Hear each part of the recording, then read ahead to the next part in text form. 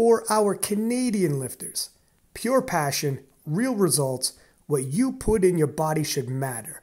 Pure Vita Labs PVL supplements are clean, tested, and approved, powering athletes for over 25 years.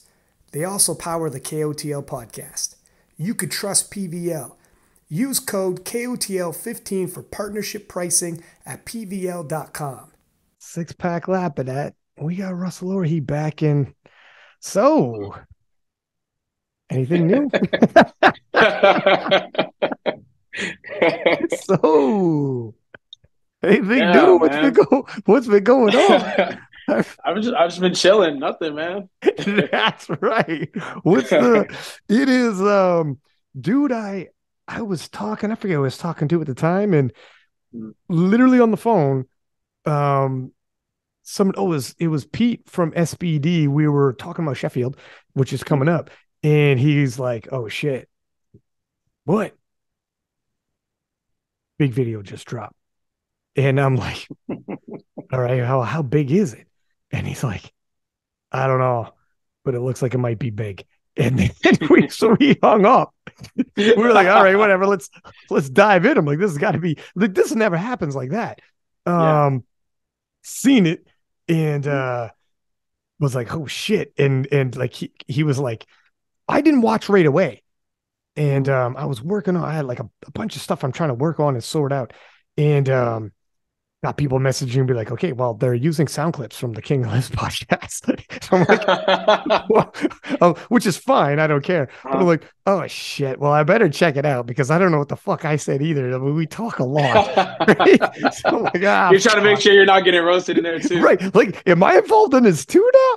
Yeah. But and then here we go. And for like we were talking like previously, but when the Arnold happened, I was like reposting, and I take like I'm in the stories, like taking clips of the actual lifts and cutting them up, turning them into reels, putting them on the page, and then as well as putting them in the story constantly throughout the whole day. And so I'm not actually paying attention to other people's stories because I'm like working. I got shit to do. And we do like a ton of these, right? Because people come in King of Lifts who aren't watching the stream. So this, and then in the stories by the next day, like I went out that night with the fellas. So by the next day, like I missed it. I like missed that gap until I don't know how many days later that video dropped. And I was a little bit flying blind. I even did the Arnold recap without knowing the recap show that we just popped. Marcellus's video came out, and then I dropped the recap show. So I didn't even fully know what the shit everyone, like I didn't know yet. Yeah. But here we are. And the last 2 days have been pretty fucking crazy. Yeah.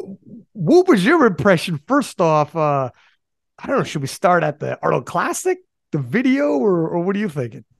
Whatever you want to start with, I'm good. I think maybe the Arnold Classic would be a good start to that, I guess.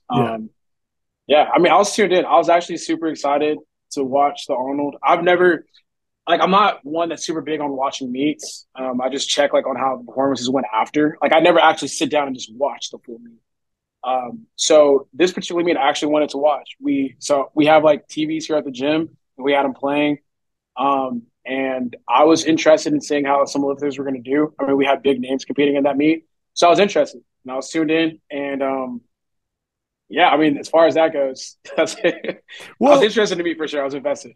Like, in terms of the Arnold Classic, obviously before that, Brandon Pitre had made a post stating he wanted to go for Jesse Norris's records.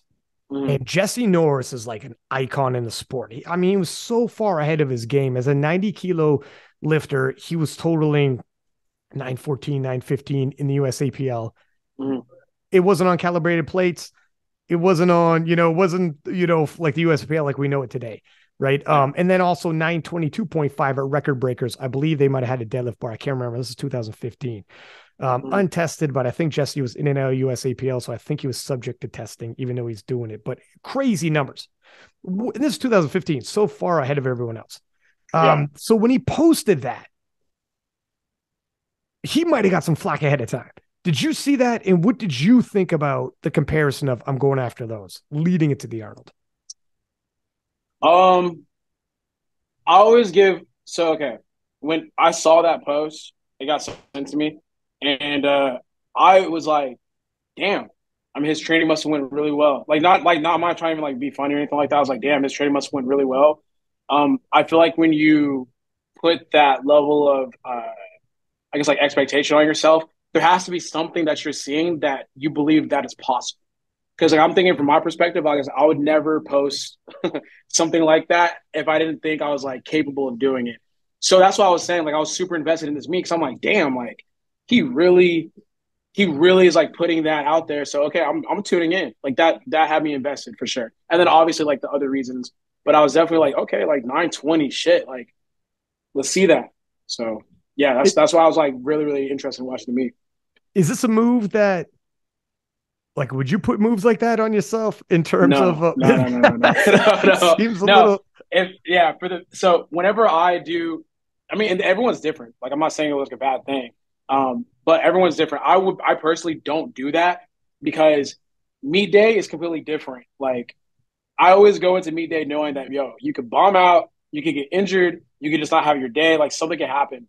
So I always just say I know what I want to do inside of my heart and my head.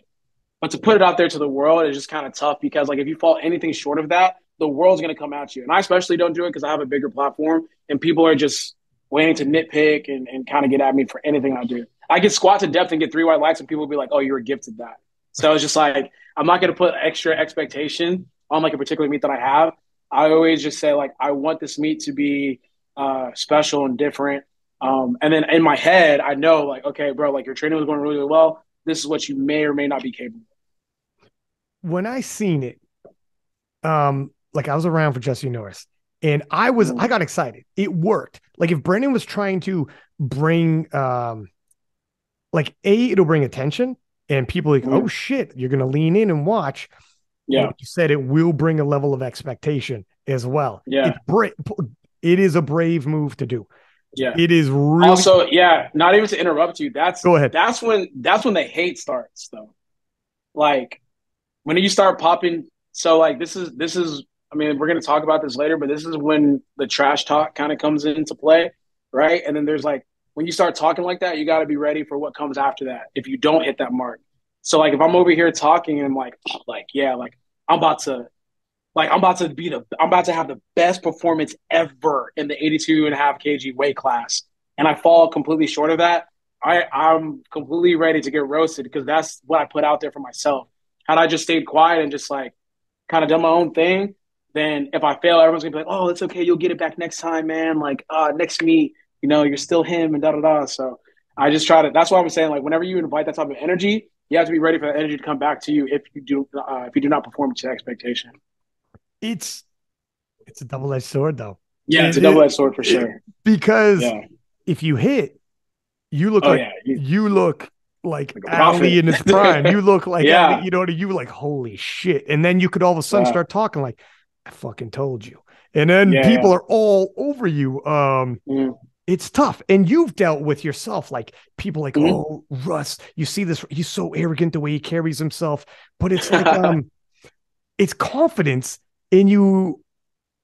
Like if you get too vanilla with it and just stay in the pocket too much, like Mm-hmm. it gets a little dry and dull. There is a too much of a tipping point where you don't want Yeah. to start going overboards, but it's a freaking balance, isn't it? Like it's Mm-hmm. like you what he tasted to a large extent, you taste as well, where it's like, look at if I fumble the bag, I have all Mm-hmm. these guys coming for me, and I'm the king of the 82 and a halves and or nine or 83s, either which way you want to go. And if you fumble the bag at all times with do Mm-hmm. you well put it this way, do you feel like you make bold claims and statements as well? Not really, to be honest. That's why, like, I'm not sure where these arrogant claims are coming from and these like overly confident things. I think it's like my IG captions that I post sometimes and like maybe the videos that I put together. But all I do is just say like what I've done. Like it's not I'm not about to sit here and act like I haven't won 5 titles or anything like that. And I play into that with my content. So like on TikTok I might post something like, oh, like when you're a 5-time national champion and a 2-time world champion and like it will be like a funny video or like a motivational video And then with my IG captions, all I do is just quote rap lyrics and I just post it with maybe a picture or my lift. I don't say like I don't go out of my way to shit on other lifters. This is like bad timing to say that, but I don't go. I like how you just go. Yeah, This is a bad time to say. they're gonna clip that and then start running all the clips of me on my Right. posts and stuff. But like I seriously don't go out of my way and provoke to shit on other lifters. Like I don't sit here and say like just on the off season, I don't say like, oh, like y'all 83s are nothing and I'm the best and da, da, da. Like, I don't really do that. I just sing my personal praises. That's it. I'm just like, oh, like I'm about to go crazy in my next meet, or I'll post a rap lyric that I feel resonates with what I'm doing right now, or something I can relate to.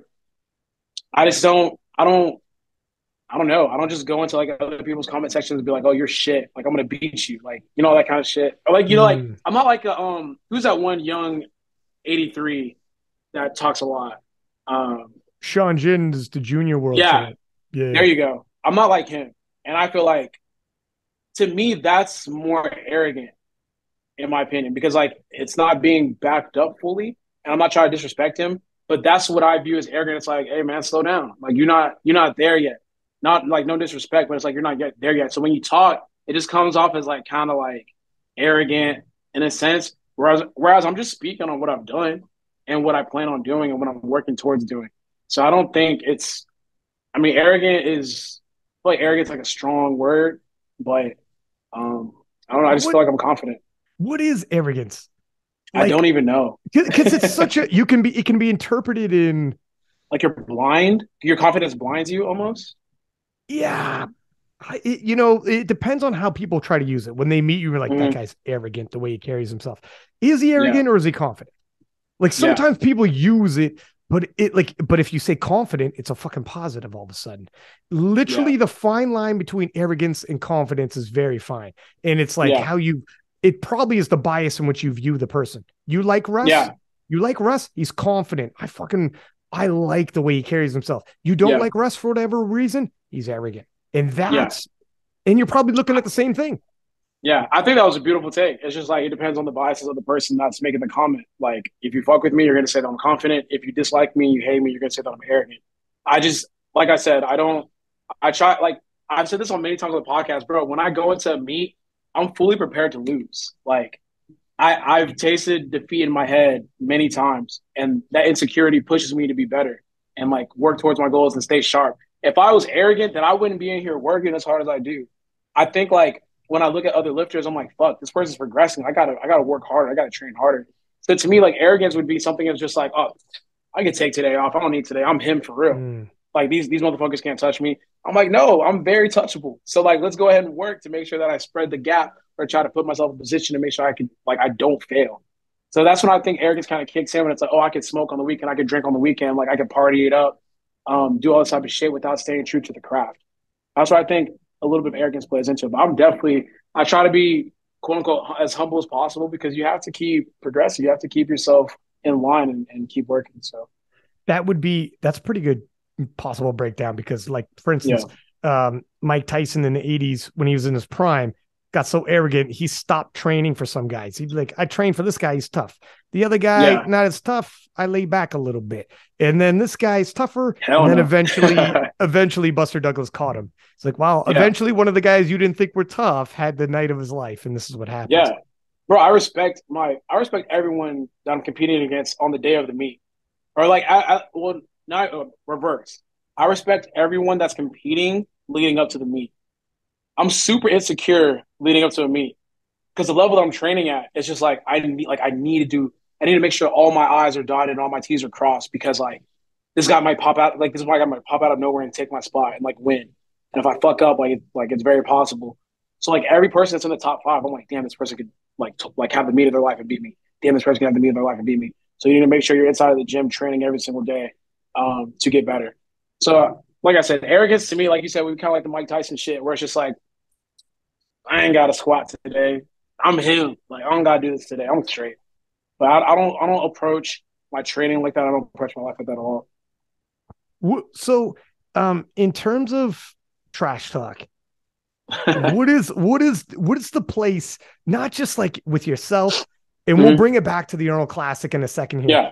But I had Rondell on the podcast, like, and I haven't dropped that episode yet, but we're going to drop this probably on the weekend as well. And Rondell said his favorite clips, his favorite episodes are the Kingless episodes when you come on, and like he loved when you come on and you're talking your talk, or whoever comes on and talks their talk. And I asked him, because the Rondell episode happened after the Marcellus video dropped. And I was like, well, in your estimation, when is trash talk too far? And is there timing? Like if someone just bombed too soon, or if it's leading into a clash together and you're like, man, you have problems hitting depth. You don't worry about me. Like if you said something like that, it's been months, it's fine now. And he goes, honestly, he goes, as long as it's sport, I don't think there's a limit. He's like, I think it doesn't matter. I think if it's two competitors and it's sports, he's like, it's totally fine. And then I asked him, I put it on him. I was like, what about when Taylor got at you on King of the Lips? And he's like, I heard it because Taylor got at him, and Taylor got heated at him. Like Taylor's like swearing, like, I'm tired of these fucking guys comparing themselves to me. You know, like he was on. And it was heated. And then for a hot minute, for like 2 weeks, Rondell said, I'd go do a question and answer in my Instagram. And every single question was Taylor Atwood. And because Taylor went at him on the King of List podcast, and that clip went crazy. And I was like, and it got to a point where I'd be like, I'll take all questions except for about Taylor. Cause he's like, and I was like, great. Cause he's like, it's too much. That's funny. And I was like, so was it too much then? And he goes, no. Cause he said, I was in talks and possibly was going to be at Sheffield. And I was possibly going to be the heat around what happened on that podcast with Taylor and the clips that came out of that pod. I don't got to tell you, man, you've been on some podcast clips too. You know the heat that can happen. He was like, that almost made some crazy shit happen with like Sheffield and SBD. Ended up not happening through politics. We could talk about that later. But he said, honestly, as hot as the kitchen was at that moment, and as much as it encompassed my life and was kind of crazy, he was like, doors opened and I never got more attention as right then. Yeah. So he says there is no bad time, no whatever, as long as it's about sport. And I'm like, what do you think? What do you think, Russ? Yeah, I'm right there with him. Like as long as it's about sports, I'm not disrespecting like you personally or anything like that, and we're just keeping it strictly about like the lifting aspect of it. I'm cool with it. And timing is important because timing dictates some of the stuff you're going to be saying. I don't know if you want to jump straight into like what I said or like you can. It's part of it. Might as well. Yeah, I mean, okay, so like with Pitre, I mean, obviously he bombed out of the Arnold, and I was like, I mean, it's time to start rolling. I got to start talking now. I mean, that's just how it goes. And the thing about that, the context behind all of that, right, is like we were slightly chirping at each other before, right? So there's obvious competitive juices flowing. So like we're chirping a little bit before. So I'm paying attention to his meat, and I'm watching his meat to see like what is he going to do. And at this point, it's already established that we're talking trash to each other. We're talking shit to each other. Like we're posting about each other. We have like subliminals here and there. So when the meat comes and he bombs, you attack, you finish, and everyone's like, "Oh, you're kicking a man when it's down." I mean, I guess that's a term, but to me, I'm like, I heard finish him, like Mortal Kombat type shit. Like, so in sports, at least from all the sports that I've seen and consumed, that's the opportune time to talk shit. I mean, kick a man when he's down, yeah, you finish him. Like that's just how it goes. That's the best time to kick a man when he's down. I mean, the best time to talk shit is when the man's down because, like, you know, you kind of finishing it. So it's like you talk shit before and during, and then after too. So yeah, to me, it was just you just kind of keep going to a certain extent, and it wasn't anything too bad. It was just like a couple funny things here and there, and it wasn't like personal. It wasn't like anything to where it's just like, oh, like you're a trash human being or anything like that. It's like, no, I'm just making fun of the fact that you bombed after giving the expectations that you had for yourself, and the fact that we have been talking trash leading up to that point. So it wasn't. I don't know. I think like in football and basketball and UFC, boxing, all that kind of stuff. I mean, like football, you give a big ass touchdown, you give up a big ass touchdown, the DB is getting made fun of. It's like, oh, you're trash. Like you just gave out a big touchdown to to lose the game, or the kicker missed a field goal, like to lose the game, you get trash talk on that. Boxers get knocked out after talking a bunch of shit, then the guys can be like, see, you shouldn't have been talking all that shit. I told you. Like, I told you I was going to knock him out, about. So, I mean, I think powerlifting just isn't used to seeing that or experiencing that. I'm not sure, like, because I am like, I do have like a big following, and I think maybe it was just in poor taste, or it was viewed as poor taste to most people. So, but yeah, I mean, I don't really regret it. So, I think 100% powerlifting isn't used to seeing it. When yeah. Everything you said, like fucking, if it's basketball, if Jordan totally styles on somebody, he goes to the press conference, he's gonna let you know. It's just the way it is. Like, if in hockey they have a term of like, it's kind of like with Jordan, if you deke around somebody and you score. And you call that in hockey, like, man, I just fucking undressed that guy back there, man. Like that's what you say. Like, I just totally styled on him, and things like that would happen. And to the point where, if Conor McGregor and so are talking shit, and the other guy has a fight, and Conor McGregor's waiting for his match later on down the road, but there's beef, there's heat there, and everyone knows, oh, in the future they may clash. That guy loses his fight, drops the ball. McGregor's tweeting out, being like, "This is the guy. This is the guy you guys thought that was going to take me." And, but stays, if it stays inside the sporting, but it's true that we see that in other sports. I do think as well, and this is part of it that I talked to Rondell about, is I think some of it is this is all new to us. We're not used to, you and your following, and we're not used to like people talking like this. You've done a few things in powerlifting and that other sports do that we don't see. And you've felt the same thing before, like just wearing a fucking suit. And all of a sudden people are like, what? And you're like, I got killed for wearing a suit. Yeah, and you're like, this isn't that crazy.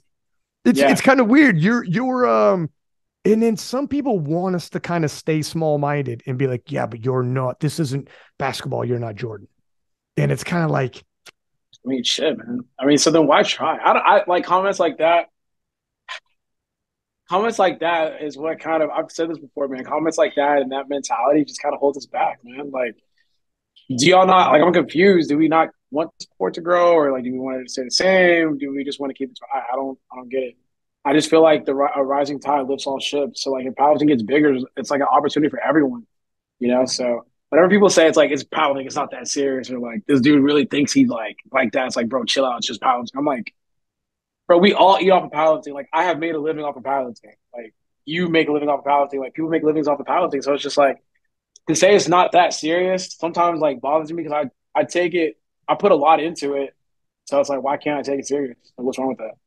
Well, I guarantee you, if all of us had that same mentality, we're not going too far. Yeah. The people who are pushing it further have bigger visions, for sure. Like, all of the different things that have happened in the last 10 years are not happening off the backs of people who said, just a hobby, not that big a deal. Let's not think too big about it. It's all happening off the backs of the people who are like, we could fucking make something of this.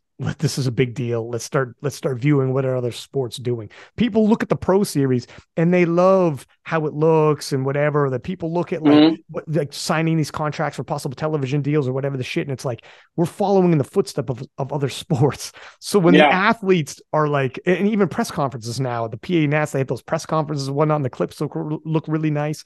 And we're getting these ideas from other sports. So when the athletes are like, I'm going to start conducting myself like that, and let's just and they're like, no. It's like, well, you know what? I don't think I value your consulting opinion on this. It's just like, I want a more encouraging behavior when people kind of step outside the box and try to add a different wrinkle in the game. Like, when you like, okay, so we all see like the big sports establishments that are the big sports that are established today. You look at like the NFL, the NBA, UFC. UFC was an underground sport. Like, it was something that was thought could never be on ESPN or like be as big as it is now. But it took people to have a bigger vision and start incorporating things that would lead it to be more of a mainstream sport. Same thing with NBA. NBA used to be on tape delay. Like, it's like it never was on television. And then like it was only on like maybe 1 to 2 channels. Now you could find it everywhere. They have like NBA League Pass. So it just takes like the vision of an individual. It takes visions of multiple people to kind of push the sport forward. So like if we keep having that same mentality and discourage people from like doing different things, then we're just going to stay stuck here and we're never going to have it grow to anything. It's like to the same point of Rondell brought up, he's like, look at, I didn't hit what I wanted at Arnold's, and Taylor Atwood was videoing himself watching Arnold look into the phone is like, this is the guy. This is the guy who's going to beat me. Like, what's up now? And I asked him, like, how'd you feel about that? Now it's easier. He's still total over 1,000 kilo. We didn't bomb out, but he was like, fueled me up a little bit. But so going to the Arnold, so this happens. You put out those stories, and what was the people in your inner circle saying? Because I think you had mentioned, I didn't see it live, but I saw in the Marcellus video, he said it looked like you had mentioned, I think, one of my boys is saying, man, you got to stop. And you're like, and then you came back and you're like, I got one more. And then he's like, God. All right, my boy's like, that was the last one. Yeah. In the time, did you think this is going to spark something, or were you thinking, someone will fire back, but it's not going to be quite this big? I don't know what I was thinking. I was just thinking, I was just looking at it at the time. I was like, oh, I get to talk shit now. Like, that's kind of it. So when I started posting it, I said this on the last podcast. I don't have shit saved, like plotting on his like downfall or anything like that. I'm just kind of like waiting to see what happens. And then when it happens, I'm thinking like on the fly of like what to post and like what would be funny in that moment. So I started posting, and I mean, I just it was funny because when I watched the YouTube video, he was showing my clips. I'm not gonna lie, like I busted out laughing because I was like, damn, I'm pretty funny. Oh, jeez. Because I mean, like I'm not trying to be like mean, but like I was looking at some of the stuff that I was posting. Like I had the Tom and Jerry like passing bombs to each other, and then like one finally exploded in his face. And then I had like the Funk Flex, like the bomb was dropping. It's like, drop a bomb, and when So I'm not trying to make you laugh. You're admiring your work here. This is not an apology video. I'm so egotistical, man. But yeah, so my friends were, my inner circle was just like, oh, like post it, it's funny. I did have my closest friend, my best friend, was like, okay, it's enough. You got it. That's all right. You got it. You're done. I was all right.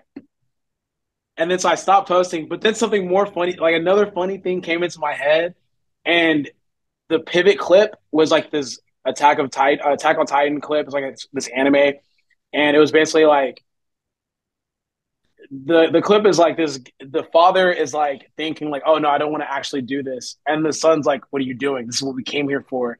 So like it's kind of like, oh, let me just get this one last joke off.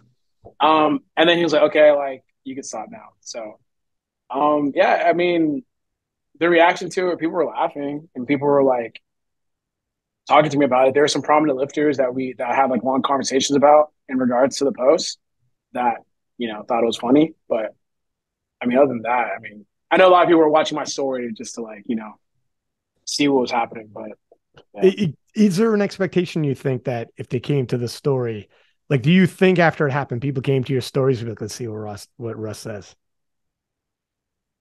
I don't think so.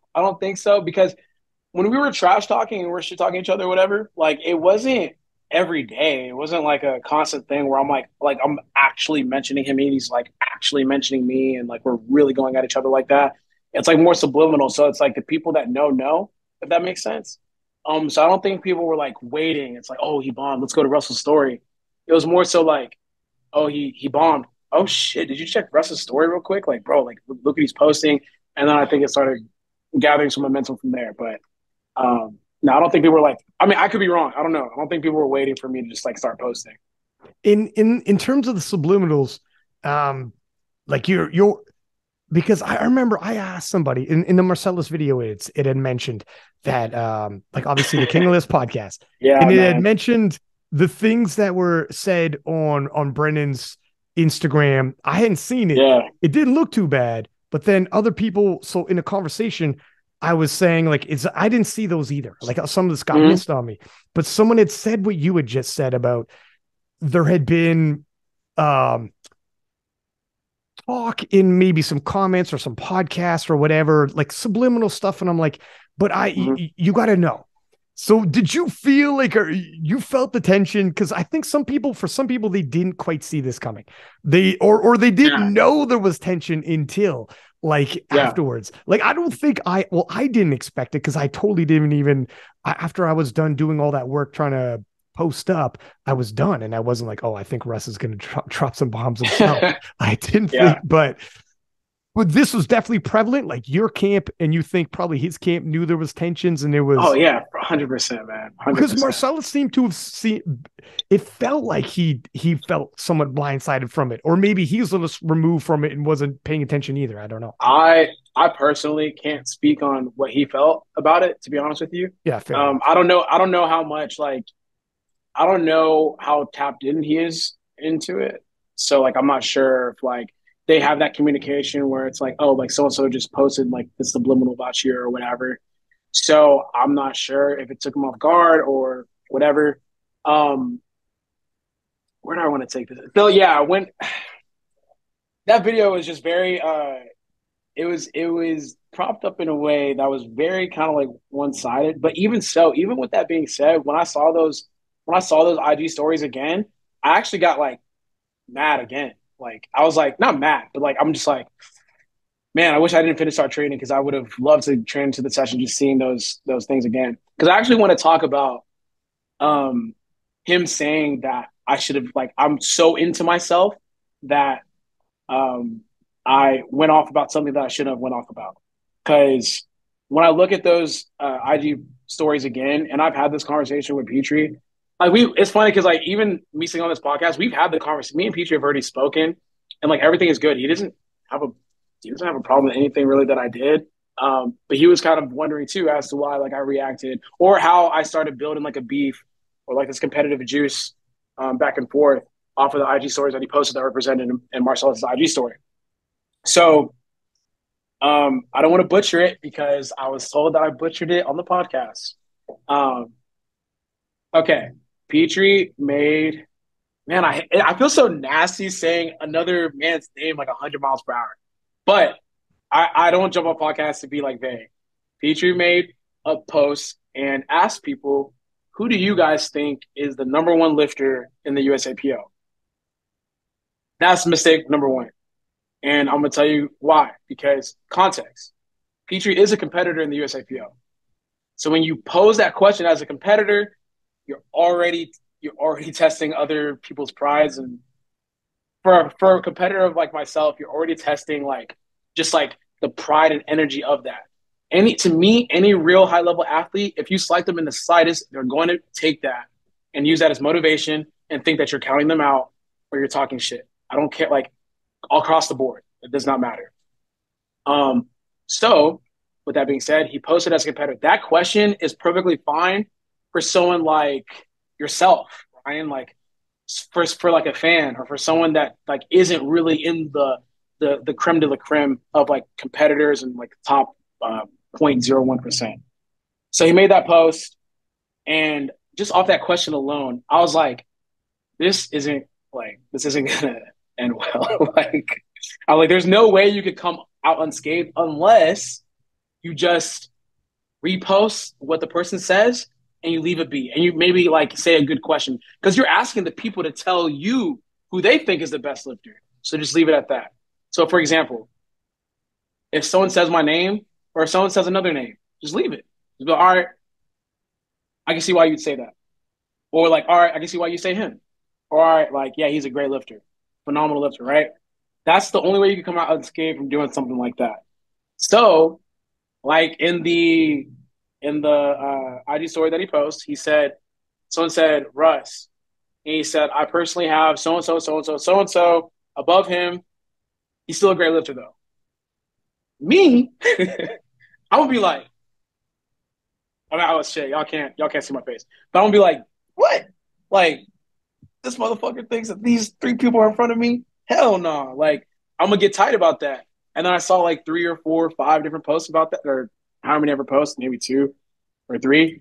And I'm like, I don't like that, you know? So like, and plus, mind you, like a lot of people felt the same way because a lot of people were sending it to me and it's like, yo, like, what's up? Like, yo, what's up with your boy? Like, why is he trying to like almost persuade people into thinking that you shouldn't be the number one lifter? Because when you present that question in that context, it should just be kind of like I said, oh, you think, oh, okay, like, yeah, that's a good lifter. Or Ashton, like, yeah, Ashton's been killing it for a long time. You know what I'm saying? So whenever you kind of create this element of like, no, he's not the best. It's like, well, damn, did they ask you or did you ask them? Like, which one is it? You know what I mean? So, like I said, I mean that's just kind of how I took it, and then from there it just started spawning into like, oh, like I'm finna show y'all, like, or I'm finna do my thing or whatever. So that's kind of the genesis of that particular thing. But that isn't the only thing that happened leading up to me posting about the bomb, not the bombing, but me posting about him bombing out. So What was some of the other stuff after that? It got it was just little subliminals. I mean, he could tell you too. I mean, it was just like little subliminals where we're just talking like, maybe posting like rap lyrics that kind of like, poking at each other. I think he made some comments on your post whenever you posted me squatting. Um, just like little things here and there, just little things here and there. But we both knew, like, it was something that was understood between the two, right? So like we both knew what we were doing, and he would tell you that too. He knows what he was doing, and I know what I was doing. So that's what I'm saying. Like that video made it seem like I was just blinded by my arrogance and I was like picking on Pitre. I'm like, bro, no, I wasn't. Like we were both trash talking each other, and I got the best of it whenever he bombed out. That's what happened. But in the video, it was propped up in a way to where it's just like, nah, bro, you're going to him for no reason, and this is the only thing that happened. And like, bro, you gotta let it go. I'm like, bro, we was talking shit to each other, like, so. he so you would talk to Brendan. I talked to Brendan, and like, surprise, surprise, like, you're both nice guys. You're both competitors. You both have like the alpha male got to be number one. I mean, this is very common. You have so when you have two people like that, and you're both clashing for not necessarily right now the same thing, but you're real close. Like, you could be. This is kind of the way it goes. And he talks because after he had bombed out, I wanted to check in because I'm not competing against nobody, so it's different for me. Yeah, when I talk to people, like, it's like you had said, it's kind of different. So I've had him on the podcast, and so I'm like, hey man, keep your head up, whatever the hell. And that's not something that Russ is going to tell a competitor he's going against, but no. it's different. So and he's got a lot of the same qualities you do that you've talked about in previous podcasts, where, because I wanted to check in on it and how he's feeling. And he was like, I can compartmentalize that social media, first off, is in real life, and a sport is a sport. And it's just that. And he's like, I don't mind trash talking when it comes to that kind of stuff. And and I was like, oh, like, so he said it when I jumped in real quick afterwards. I can't remember exactly what I said then, but then later on, I checked in again, and he said he had mentioned that he had talked to you, and like, everything, it's okay. Like, it's not, he's like, you don't have to be friends or whatever, but it's not like, he's fine. He's fine with it. And there's, and so it's good, at least, like, it's different, I guess, when it's competitors, and people won't fully know what it feels like to be a competitor at your guys' level with everybody watching. And like you said, where it's like, when you view those Pitre stories, it's not going to be the same as if you're that guy. And when you're the one taken to the platform, it's not going to feel the same. So you're not going to relate. Yeah. And I think also what makes it different too is that this is something I've noticed in the powerlifting community. And it's not a bad thing, but I'm just like, me and Peachy are not like that. I would think like Ashton isn't like that. I don't think Bob is like that. I don't think Jesus is like that. Like, I don't think there's like certain lifters that are just not like that. There are certain lifters that are just okay with just staying in their own little bubble, and they don't really care about being number one or like being the best in their weight class or whatever. Like, there's like people that come in third and second that are just cool with that. And they're friends with everybody. And they just love lifting. It's just done a lot for them, and it's like helped them make friends and all that kind of shit. I didn't come into powerlifting in 2017 to like make friends and shit. I had a very clear goal with myself. I had a very clear goal in mind. I'm like, nah, I want to be the best in whatever weight class I compete in, like point blank period. And like Peach, like if I move to the 90s, Peach got what I want. So it's like we're gonna at some point maybe we might butt heads competitively because it's like nah, bro, you got what I want. So like I'm coming for that. Like I want that, and I'm sure he feels the same way too. If I was like a number one or if he was like an 82s, he's gonna look at me. It's like nah, I want that. And like after like once competitive juices start flowing, trash talking is probably gonna ensue here and there. So like that's the difference. Like some people are just like damn, like why can they be so mean to each other? Like why are they talking like that? It's like bro, because we want the same thing and it's not like a personal attack. It's just we want the same thing. So like that fire is gonna kind of blend in together, and we're just gonna start talking a little bit here and there. But it's nothing personal. Like I don't want to beat him up. He's not gonna be waiting for me outside of my car. Like it's not like that, man. Well, that he had said too, which probably makes people feel better too, is like, yeah, we can share a room and we're fine and be doing our damn thing. Like it's not that. Yeah, To your point, I don't want to talk too much for him, but yeah. but he actually had said that in his stories anyway. So that's why, like he said, like Mm-hmm. I was cool. It's fine with that in terms of with Mm-hmm. Russ. What about like camps? Do you think? Because then they got the camps involved, and Yeah. and this is first off in terms of Marcellus's video. Um, I do think like he's coming from a spot of sincerity and genuinely speaking from like I don't think he has ulterior motives in terms of this is my impression anyways. You can give your Mm-hmm. impression if you like, but I don't think he had ulterior motives in terms of like I hope this jumps off for cloud or something like that. Like I do feel as though Mm-hmm. this my impression was anyways that he was speaking from the heart on this. And I think he felt ways about the Brandon thing because maybe he felt like I wasn't sure how Brandon was going to feel, so I checked in and he let me know. Mm-hmm. Maybe he felt like shit. My man is under some fire. Maybe he thinks everyone's coming at him. I'm not sure. Well, obviously he Mm-hmm. must have felt these ways. But what was your impression when you seen that? Were you like, okay, listen, I think it's like were you did you feel like reaching out to anybody or I don't know. Um, the video was very shocking just because there's a lot of I mean if you want to I don't I didn't I honestly I still to this day don't know what to make of that video just because I mean it was just a very weird video. Like in the video he says like we're close friends and he has my number and it's just like there I don't know if like you wanted to clear it up or you just wanted to post a video or what because he could have called me like so that's the thing. I think I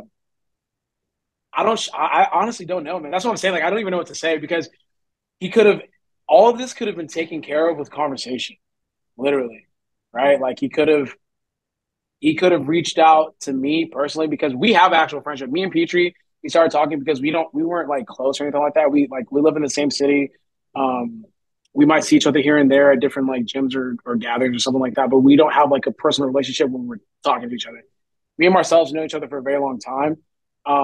And he has my number and he could have reached out to me if he felt a certain type of way about the comments that were made during the weekend.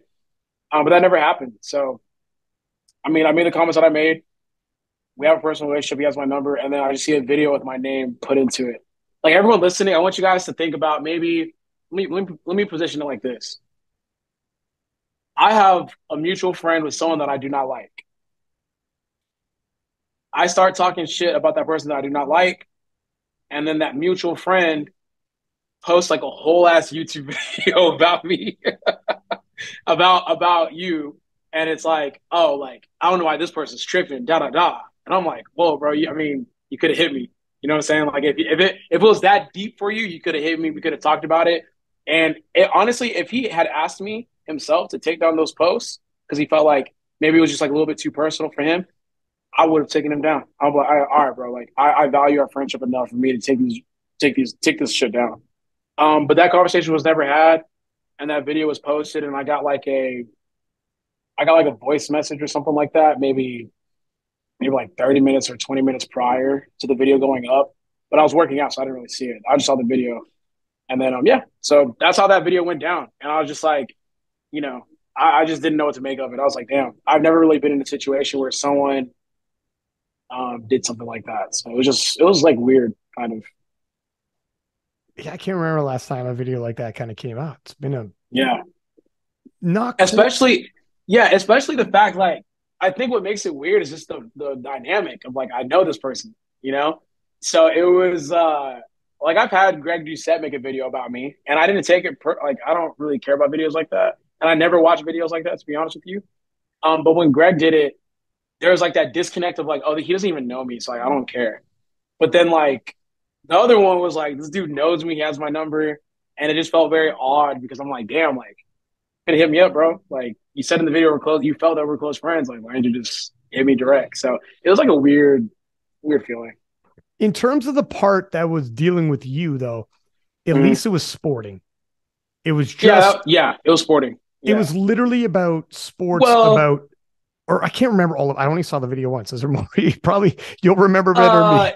no, because then he started getting into like my character, and that's when it got kind of weird and funny. Because then I was just like, all right, like it was like more so like, oh, like you're not the same person, and like um your arrogance has blinded you, and like there's so many things I've seen over the years, and then like not like I was like, the hell, like where does this come from? Like, have you always felt like this about me? Like, why didn't you speak up or say some shit to me? Like, if you felt like I was going off of a path that you have put in your head about me, why didn't you call me?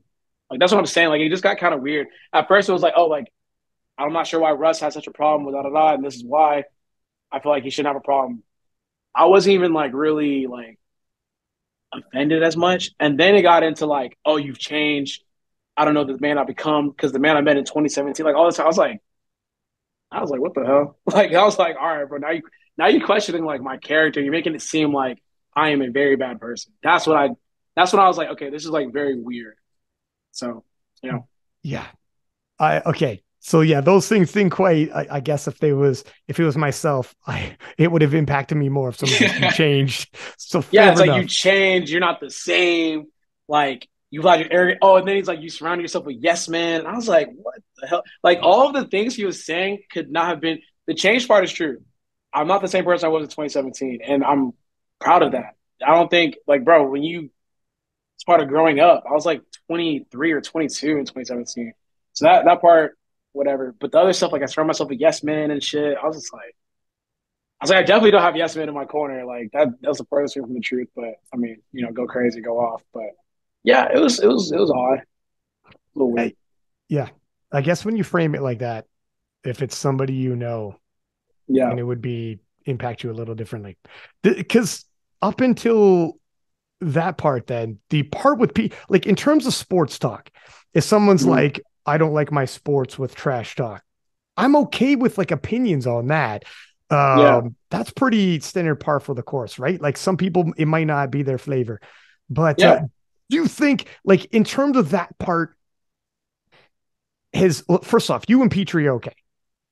Yeah. We're That's my solid. right. We're You solid. got And we're good. And we ended the call by saying, yo, we gonna keep talking shit. Yeah, we gonna keep talking shit. It's not, and we're not even talking like this is a funny thing. We're not even talking like extreme shit. It's just little subliminals here and there. Like I might hit a big lift, and I'll be like, y'all don't want to like, y'all keep saying y'all want to see me, but y'all don't want to see me. Type, you know, stuff like that. Where I think it's cool. Like I hashtagged my squat session after the Arnold with Blessed. Like we're just throwing little shots here and there. Like it's just nothing too crazy, bro. So we're good. and We're fine. and do you think that um because remember we're talking about like the Jesse Norris, where if Mm-hmm. he threw out there he wanted to be like he wanted to go after Jesse Norris's numbers, and Mm-hmm. that ratchets up pressure because if you don't hit it, so you're like, man, I don't know if I would have done that. It ratchets up pressure. On the flip side, if he bombs out and you're like you do all those stories, it'll Yeah. put pressure on yourself now. Even if you don't bomb out, like if you ever bombed out, it would be he Man, was man, he's it's, hey, man, I wish people had that same sentiment. Like, if I were to bomb out, hey, man, don't kick a man when he's down. I wish people would say that. But I know for sure, Ryan, if I were to bomb out, they would kill me. They would murder me. They would not stop until they would not stop, man. That's what kind of annoyed me about that too. I'm like, oh, they're like, oh, you're kicking the man, we're down. I'm like, man, y'all know damn well if I bombed out, y'all would kill me. But now for sure they will though. Like after you did that, Oh, you're for like, sure. oh. Oh, yeah, I'm done.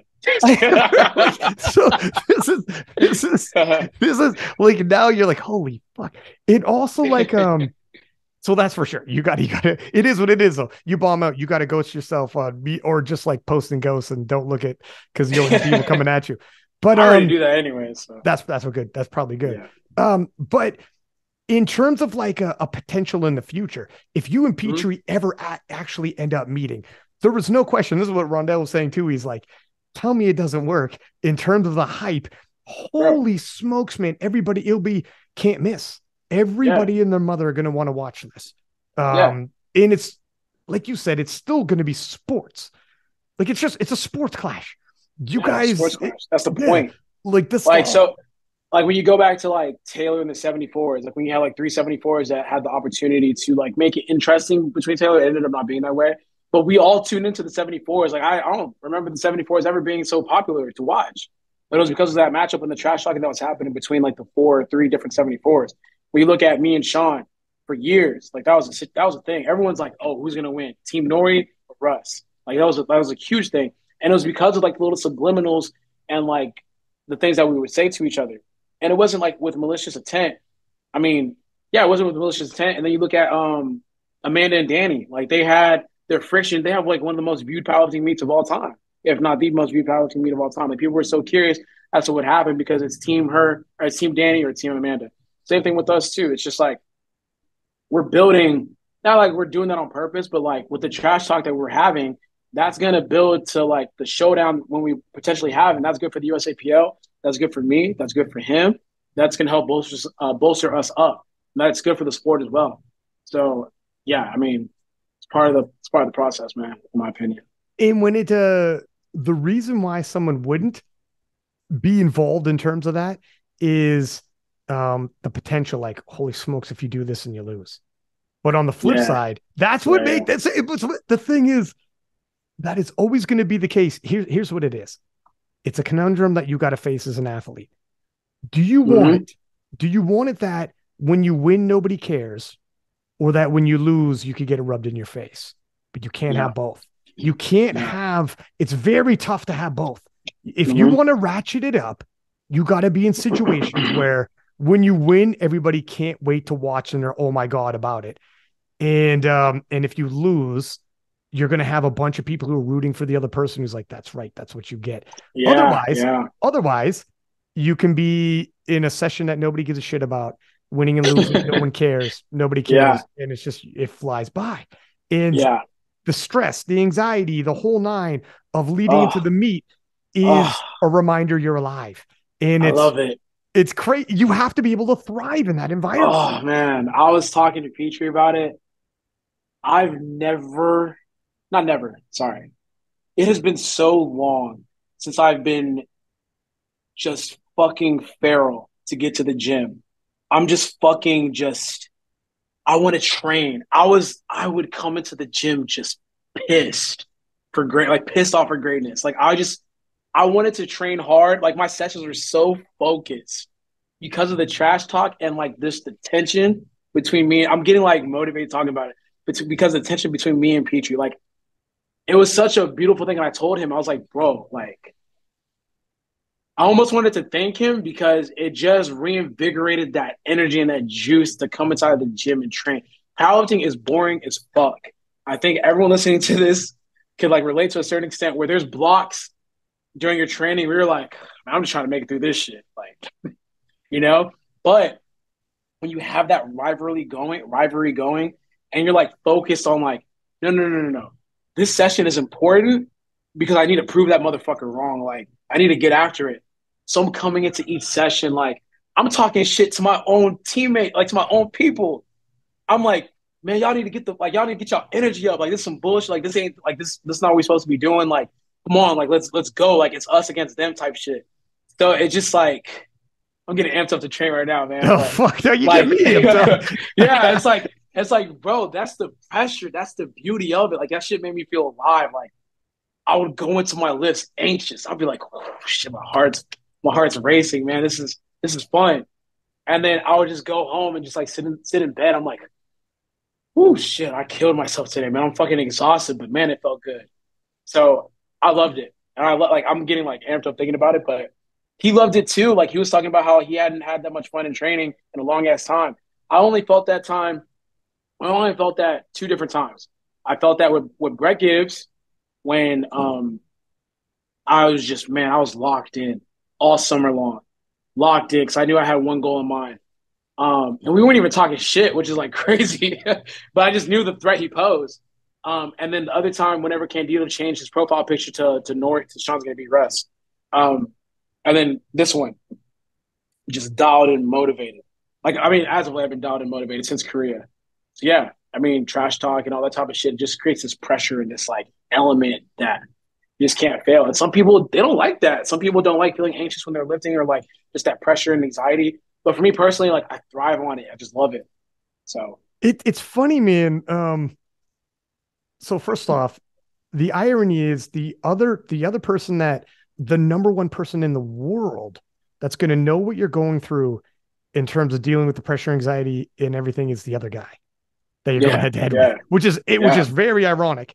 But in it, you can't really super talk about it, but you like not like leading into the big competition, but Mm-hmm. he also was laying his head down at night on that pillow, like, fuck, I got to get after that tomorrow. And Yeah, he's like, yeah. he's also like, man, I've been talking a little bit of shit myself. And this is, like Yeah. my crew wants me to be all the people backing me want me to win. All the people Yeah. backing it. Like the irony is you're both in that moment. And that's what Mm-hmm. when the sporting career, like as time passes and you look back, Mm-hmm. like 5, 10 years from now, you'll look at it differently and you'll have a different relationship with that same guy. And you'll be like, God, that was crazy, huh? Yeah. Like for me, bro, I still look at those preps and like I like put them on a pedestal. I'm like, if I could just, I always think if I could just lock in the way I was locked in 2019, if I could just lock in the way I was locked in 2021, like I still try to capture that feeling, that moment. And I haven't been able to up until recently with this. I'm like, oh man, I got that feeling again. Like I'm to a point now where I get home and like I want to eat like maybe like Chick-fil-A or some bullshit, McDonald's. And it's like, nah, that's not going to serve you. You can't. That's how locked in it is. It's like, no, no, no. I got to get on a meal prep company. I got to eat my food. I got to cook my food. I got to count my food. It's like, I'm at that point now where it's like everything matters. I've been sleeping in my bed. I never sleep in my bed. I sleep on the couch, Oh shit. you know? It's like this weird thing that I be doing. Like, I be falling asleep watching TV and shit. I literally turn the TV off. I'm like, okay, you need to go to bed so your body doesn't ache and feel funny when you wake up tomorrow morning because you need to make sure your body's in the best possible condition to lift weights tomorrow. So I'll go sleep in my bed now, all because of the trash talking I've been doing with Pitre. So like that's what I'm saying. Like it just creates this different level of focus. It's well, first off, the I want to know why the tiredness when you're on the couch doesn't transfer over to the bed some nights because It it does fucking not, doesn't. man. It It fucking does doesn't, not. man. And Yeah, it's it annoying. frustrates me. So I think that's unanimous. But yeah, and it is it brings out the most in people, and well, it can bring out the most in people. It It can can't. also It do can't. the opposite. And Yeah. if you're the guy who can operate under, like, I'm telling you, man, when you guys were in the midst of all this and this video drops, I got weird feelings on this. I was like, fuck, I Yeah. don't know, man. This is, I felt tension. I wasn't even in there. And some people Yeah. Yeah. used to the tension, people react differently. People, you could see them reacting differently when things get hot. And Yep. your one of your biggest abilities is probably not, even though like afterwards, the week afterwards, has it been even a fucking week or it's only been a few days anyways? It feels like Yeah. forever. Feels like But forever, man. This has been like a long ass week. the focus shifted from you to like the other half of the video with like Joey, Marcellus, whatever. And a lot of that is because when you just didn't react necessarily out like within the next 24 hours out of like any kind of major emotional attachment to it. Yeah. Like, did you? I didn't see you anyways. Did you No, react I within the didn't. first? I didn't react emotionally. I posted a YouTube video where I just basically sung Joey's praises. That's about it. I knew that like you can never win when someone does something like that to you.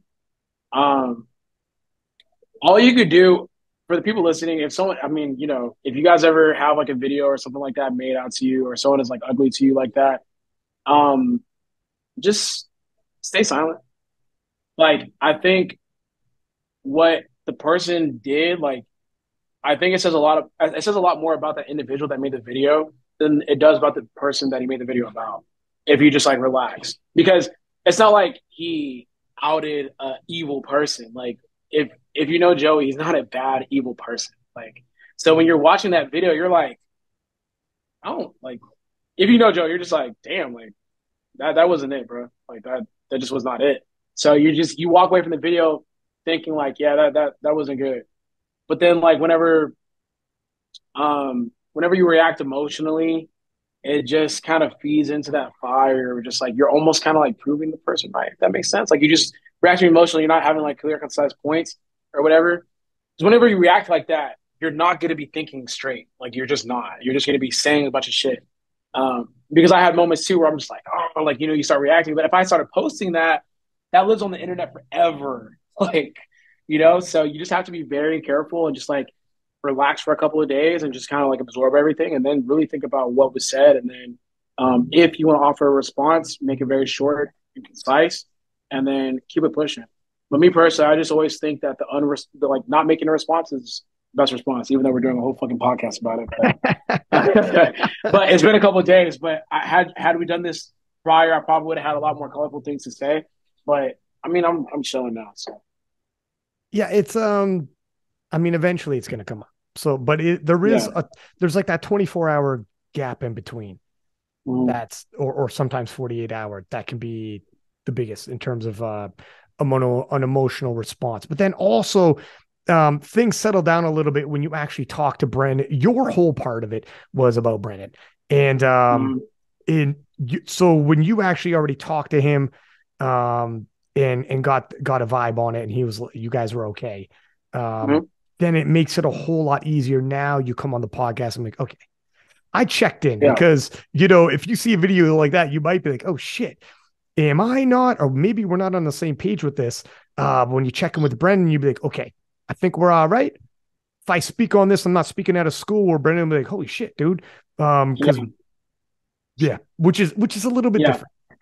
Yeah. So it's just like, yeah, I mean, I checked in, I was like, damn, like Did he check in on you or you check in on him? I checked so he was checking in with he ended up checking in with someone that's on my team.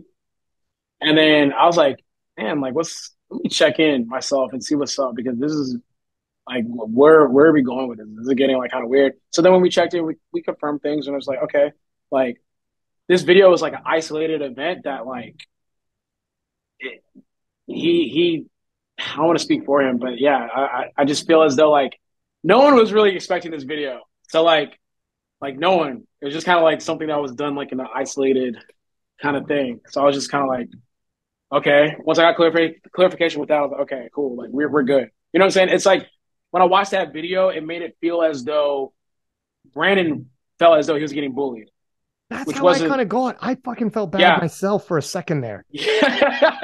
I did though, but because I'm not I don't know, dude. I just Yeah. don't want anyone to feel that shitty about themselves. Like, holy Yeah. fuck, am I cyberbullying anybody? Because I'd always thought it was sports, and I was like, oh fuck. And Yeah. Brendan's like a Yeah. nice guy. No, Like, so like so I so was we're like, watching them. shit. So we're watching. I was like, man, what the fuck? Like, did I fucking bully this guy? Like, damn. So then I'm like, okay, man, well, shit. Let me check in to see if like we're good because I don't want to like if it's bothering him that much or whatever. I don't want to fucking keep going. Like, um, it's not fun if it's one sided. I'm not gonna be fucking bullying someone that doesn't want to like. Yeah, if I'm you not gonna be check in trash. and right. Yeah, I'm not gonna be trash talking someone that doesn't want to fucking trash talk. Like, I'm not doing that. That's like bullying. So I'm like, let me check in and make sure like we're good. And he's like, yeah, man, we're straight. Like, I didn't have a problem with anything that you did, really. Like, I was just kind of confused on why it started, but after that, like, we both always were feeding into it. I was like, all right, cool. I was making sure because the video made it seem like, it was very one sided, and I was just kind of going at you and poking at you. So yeah, that's what I'm saying, bro. Like, no one. no one really expected a video like that to come out because what we were talking about was sports, and then it turned into like I'm gonna destroy this man's business type shit, and I was like, whoa. We're just kind of like, whoa, whoa, whoa, whoa, what the fuck is going on? So Yeah, see with that, I like, and that part, like I don't know about all of that stuff is a whole another different level of than I'm used to. And talking about clients, DMs, the whole night. That's a whole different level of a discussion that like I don't even know about that kind of stuff. Like what's going on in terms of DMs or yeah, talking man. about different clients, etc.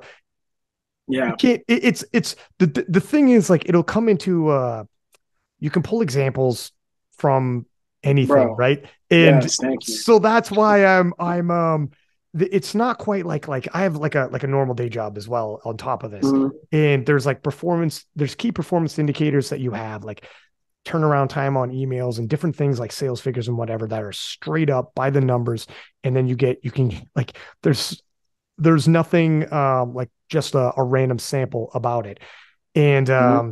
And the numbers don't lie. But this kind of stuff we'll get into, fuck man, I'm like, I don't even want to get into you could talk about whatever you want, but I don't even know how to approach Yeah, some of this where it would be like because I you know that looks deep yeah. rooted. It looks deep That's what I'm rooted. saying, bro. It, Like it it's it, that it that's a that's where whole can of worms I don't even know how to that approach. shit. The That's what I'm first saying though. Like, yeah. Continue. so Sorry. like I was gonna say the first half between you and Brandon, sports Yeah, talk, I'm easy, cool with it. Yeah, I'm cool with it. easy. I just, Because yeah, I if was the cool with it. worst, I was, if the worst of the conversation was the trash talking, the level of trash talking that's acceptable, that's like mhm. really easy. We Yeah. easy peasy to talk about. Uh-huh. But when you talk about like you know, claims of I don't even like I don't even want to get into it. Yeah, man. That's what I'm saying, bro. So I'm all like, uncomfortable. Like, holy shit, that's going in. yeah, And this is it's tough. That was a little surprising. And yeah. yeah. And I was honestly like myself, I felt comfortable bringing you on to talk about the part with you because it was still sports talk, at least. Hmm. Yes, he was saying that Russ handles himself arrogantly, but still in sports wise, I felt anyways, it was Hmm. easier like Taylor or if they talk like that. Hmm. Um, but I wasn't going to be comfortable bringing Joey on just yet because I know he's heated and I Yeah. wasn't trying to get into I'm not sure how this is going to go. And in Yeah. terms of Yeah. like, Yeah. in terms of like, does someone feel like I'm going to fire back and start saying, well, what about this? What about that? About you? And then I'm like, ah, shit, I'm not trying to do that. I'm not trying to do this Bro, with King of the Lips. yeah, I man. appeared, So, right? yeah, I got man. to feel comfortable. Yeah. It But was just a situation where it just, man, I was just like, bro, that's a dangerous game to play, man. Like, I just feel like we're in, let's speak candidly. We're all in the politics community. We all see screenshots. I quit into this. We're like the seventh grade continents or nations or whatever. We all have nukes that could potentially we have nukes that could if we put it in a certain type of format and a bias, we could attack each other's businesses easily, right? Like we've seen screenshots. I've seen screenshots of like a million different coaches about like how we have lifters here with different coaches that I fucking know around here, and it's like, oh, so and so hasn't responded to me. So and so hasn't responded to me. Look at this, hasn't responded to me in months. Oh, I got injured. They haven't responded to me. I'm like, damn. You know what I'm saying? I'm not gonna fucking take that screenshot. Oh, let me save that. Oh, let me save it here. You know what I'm saying? So when I saw when I saw all of that, I was just like, man, we could all do that to each other if we really wanted to. So like, let's not like hop on this high horse where it's like this is very unique to just Flex, you know, and this is what's wrong with the pilots community, our pilot community, and we need this individual to lead. So I'm like, bro, we could pull screenshots and we could pull testimonials and all this type of shit of like fucking anybody. So that's where I was just like, I didn't like that, and I felt like a very personal attack because I'm like, damn, bro, like you, like I said, I'm not trying to get too much into it, but it's like speaking generally, you could isolate that with anybody and pull that from anybody, but it just seemed as though it was a personal attack. As like this is unique to this individual, which is not true at all. And to then say that this individual would be like the politics community would be better off without this person in it and their contributions to the game, I was just like, yeah, that's that's just not true. Yeah, No, that's like a it tough was thing to say, bro. Come on. that's a pretty tough thing to say. I think Yeah, that would hurt my feelings if that was wrong. yeah, That was yeah. tough. Like goddamn, like damn, like I can understand not liking a person and not liking how a certain person does things, but then to go on and say like you are like, I mean, I don't want to misquote the video, but just basically coming to the conclusion that this we need to push this person out of the politics community, and that this person is trash and like they need to leave forever. It's just like, man, that's not true. And I'm like, don't say that. Like that's just Hope, crazy. hopefully, like hopefully the tensions can lower. Yeah. Like that second half is way harder to work around than you and Pitre, obviously. Like that makes everything look Yeah. very much smaller. But hopefully, like, frick, it's too small of a community. People run into each other too often. There's too many like cross friends and stuff. You know what I mean? For Where like sure. you're friends with this person and that person, and now if it gets too deep, it's difficult to walk back. At least enough to Hmm. like operate in the same spaces and stuff, right? Hmm. It's tough, man. It's tough. That's why like I also don't want to like ratchet up the tension on that part. Like Yeah. discussing the athlete side is easier, but ratcheting up tension in terms of that part, I'm like, fuck, I don't even want to ratchet up that tension. Yeah, It's and it's funny. Like I could definitely ratchet it up, but I'm choosing not to because I don't see the point of that. Like I don't. It to me, it's very ugly to do those type of back and forth like for the whole world to see. Like especially when it's something that can be handled like privately. Like I don't like warring with another camp is not good for business. Like not like that. Not like not when like it's like that. you're No. trying. To, yeah, when you're trying to destroy someone's livelihood, that's not good. Like that's it's just not good. So, Oh, my guy like I can beat said, your guy. My guy can beat your guy is that's cool. 100%. Yeah, that's 100%. Yeah, 100. but saying yeah, all the other stuff, it's like, all right, man, you're playing with like how this man eats. You're playing with like how this man pays his bills. Like that's not a game to play with. So It's yeah, I mean, I don't know exactly. Like maybe he felt certain ways about certain issues or whatever. I don't know. I don't even want to super dive into and assume. yeah, You know what yeah. I I'm not trying to do it either, man. So mean? I'm not trying to do it either. So But anyways, so in terms of all that, do you think in the future, in terms of like your movements, you're not going up to 90 until at least another year, anyways, though?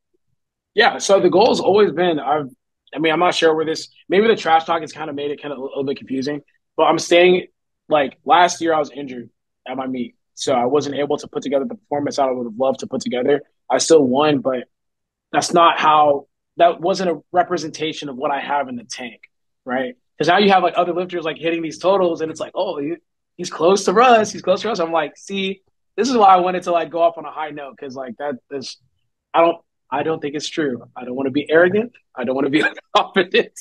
Um, so I would love to compete this year at 82 and really put together the meet that I wanted to put together last year at nationals. That's why I'm staying another year. Like I've always wanted. After I finish up nationals, like I need another year, so I wanted to put together a meet that I love. Then going into 2024, right? Yeah, next year. Next year I'm gonna compete 90. And looking at these 82s and 83s, you got your boy Delaney, who's about to go off at Sheffield.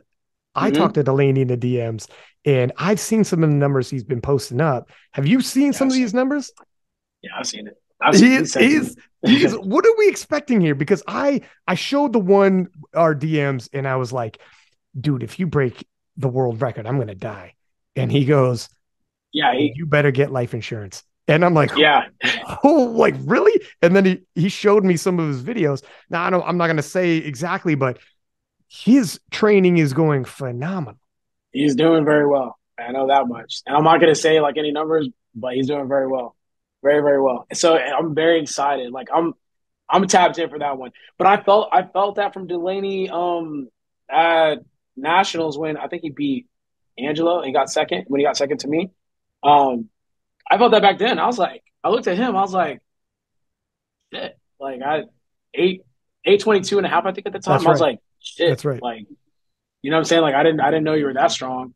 And he's a light 82, 83. So I'm just I think it's very like, he's up there, bro. And I think that this Sheffield meet's gonna kind of wake people up a little bit. Another one of your teammates at Sheffield, Jesus Oliveras. Do you Uh think Jesus is going to take the all-time record, which is, I think it's 1127.5. 1 second here. Yeah, it's 1127.5 kilos. Mm.